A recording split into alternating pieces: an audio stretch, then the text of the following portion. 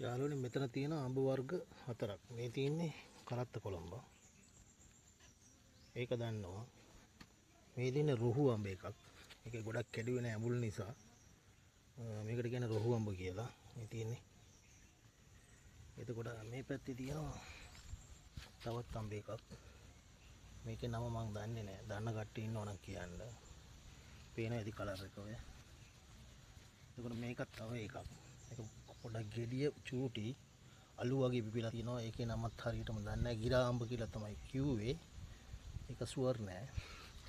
එතකොට මේ දින තවත් එකක්. මේකත් පට්ට රහයි. මේ නේද කොහොමද අඹ වර්ග 5ක් මෙතන තියෙනවා.